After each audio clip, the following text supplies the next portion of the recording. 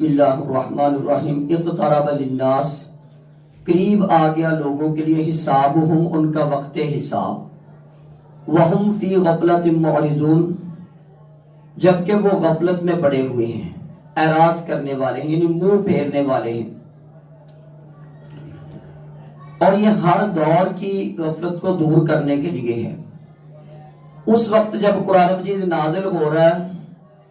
اس وقت کے حالات میں یہ بھی تھا کہ مکہ مکرمہ میں ایک سردار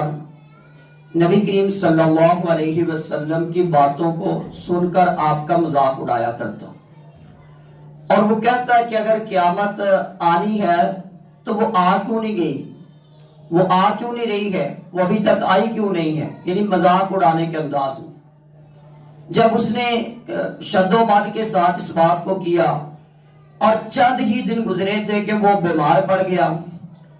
اور اچانک وہ مر گیا، تو لوگوں نے دیکھا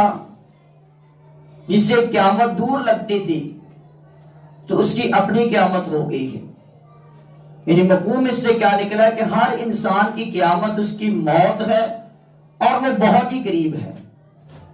ایک پل کا پتہ نہیں ہے۔ کھڑے ہیں تو بیٹھنے کا پتہ نہیں ہے،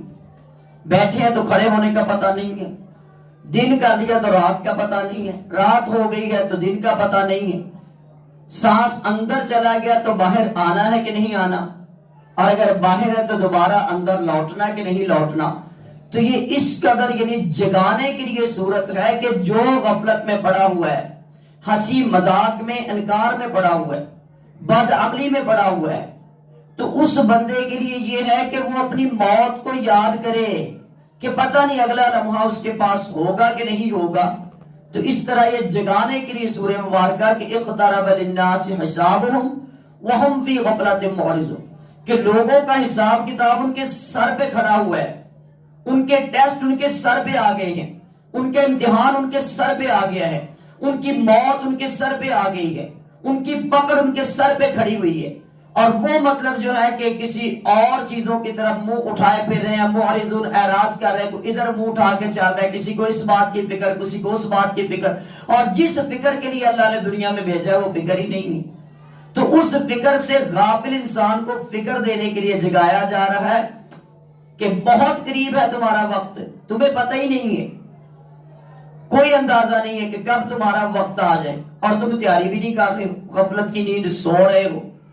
دنیا داری میں لگے ہوئے ہو، بد عملیوں میں لگے ہوئے ہو، وقت کو ضائع کر رہے ہو۔ تو اس احساس کے لیے اس سورہ مبارکہ کا، کیونکہ ہر نبی جو دنیا میں آیا،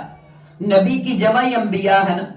تو تمام انبیاء کی دعوت کا خلاصہ بھی ہے اس میں، اکثر انبیاء کی دعاؤں کا تذکرہ بھی ہے اس میں، اور اکثر انبیاء کے توکل کا تذکرہ ہے، اور اکثر انبیاء پہ جو اعتراضات آتے تھے ان اعتراضات کا تذکرہ بھی ہے، اور ان کا جو جواب مطلب دیا جاتا تھا اس کا تذکرہ بھی ہے۔ اقترب للناس حسابہم وہم فی غفلۃ معرضون ما یأتیہم من ذکر، نہیں آتا ان کے پاس کوئی ذکر من ربہم، ان کے رب کی طرف سے، محدث نیا ذکر، یعنی نئی وحی، نیا پیغام، نیا حکم، نئی آیت، نیا مسئلہ، الا استمعوہ، مگر وہ سنتے ہیں اس کو، وہم یلعبون، اس حال میں کہ وہ کھیل رہے ہوتے، یعنی اللہ کے حکم کی طرف توجہ ہی نہیں دیتے۔ رمضان المبارک آ جاتا ہے لیکن توجہ ہی نہیں ہے کہ رمضان آ گیا، جوانی ختم ہوتی جا رہی ہے، توجہ ہی نہیں ہے، زندگی ختم ہوتی جا رہی ہے، توجہ ہی نہیں ہے، دن ختم ہو جاتا ہے، توجہ ہی نہیں ہے۔ تو اس طرف اشارہ ہے کہ ان کے پاس اللہ کے حکم آ رہے ہیں اور وہ ہے کہ کان لگا کے سنی نہیں، وہم یلعبون، کھیل کود میں لگے ہوئے، انہوں نے اس دنیا کو کھیل تماشا سمجھ رکھا ہے، منمانی کا سلسلہ سمجھ رکھا ہے کہ جیسے ہمارا دل کرے ہم زندگی گزاریں۔ تو خصوصاً تو کافروں کے لیے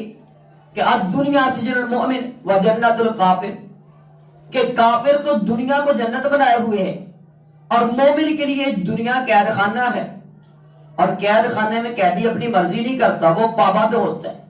یعنی مسلمان تو کم از کم اللہ کے دین کے پابند ہیں، اللہ کے رسول کی شریعت کے پابند ہیں، وہ تو نیکی سے محبت کرنے والے ہوں، وہ تو متقی بننے والے ہوں، اور وہ بھی اگر کھیل کود میں لگے رہیں، من تشبہ بقوم فہو منہم، وہ بھی کافروں کی طرح، یہود و نصارہ کی طرح، دنیا داروں کی طرح غفلت میں پڑے رہیں تو کیا بنے گا ان کا؟ کہ حساب کتاب سر پہ کھڑا ہوا ہے اور غفلت سے اعراض کر رہے ہیں، اور نہیں آتا ان کے پاس کوئی ذکر ان کے رب کی طرف سے، کوئی نیا ذکر یعنی اللہ کی طرف سے نئی وحی، الا استمعوه مگر وہ اس کو سنتے ہیں، وہم یلعبون اس حال میں کہ وہ کھیل رہے ہوتے ہیں۔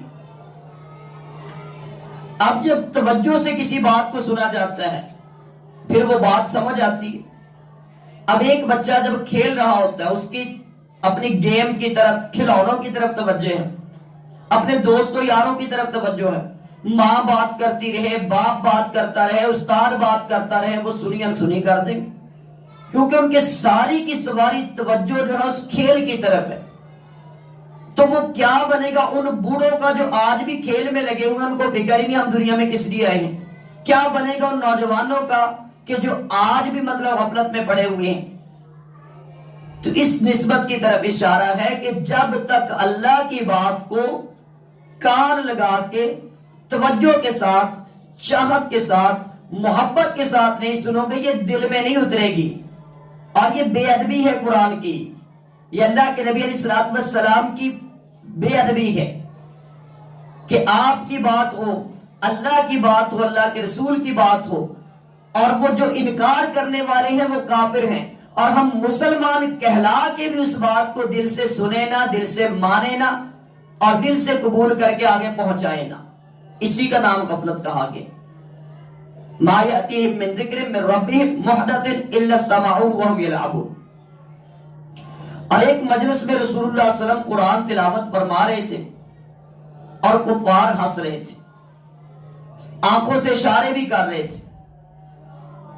قرآن ان کے کانوں تک پہنچ رہا تھا، الا استمعوہ کانوں سے سن تو رہے تھے، وہم یلعبون لیکن وہ اپنی توجہ اس طرف نہیں تھی، سننے کے باوجود ہنسی مذاق، انکار کا انداز، اور ایسا ہوا کہ بعد میں بعض افراد کو ایمان نصیب ہو گیا۔ یعنی کسی ایک مجلس میں جب مسلمان نہیں ہیں، اللہ کے نبی علیہ الصلوۃ والسلام قرآن پڑھ رہے ہیں، سنا رہے ہیں، دعوت دے رہے ہیں، اور وہ ہنس رہے ہیں، مذاق اڑا رہے ہیں، حتیٰ کہ کسی نہ کسی موقع ان کو وہ ایمان نصیب ہو گیا، اور تب ان کو مطلب پتہ لگا کہ ہمیں سن تو ہم اس وقت بھی رہے تھے لیکن دل میں کیوں نہیں اتر رہا تھا؟ کیونکہ توجہ سے نہیں سن رہے تھے، چاہت سے نہیں سن رہے تھے، محبت سے نہیں سن رہے تھے، عقیدت احترام سے نہیں سن رہے تھے، ماننے کے لیے نہیں سن رہے تھے، محض صرف آواز کانوں سے ٹکرا رہی تھی قرآن کی لیکن دل میں نہیں اتر رہا تھا۔ اور جب وہ دل میں مطلب اترنے کے لیے سنیں گے تو پھر کان جب سن رہے ہوں نا تو دل کھیل رہا ہو، توجہ نہیں ہوتی ہے۔ جب کانوں سے سنا جائے اور دل میں اترے پھر پتہ لگتا ہے کہ اللہ کیا کہہ رہا ہے اور بات کی حقیقت کیسی ہے، اور اس کے بغیر گزارا بھی نہیں ہے۔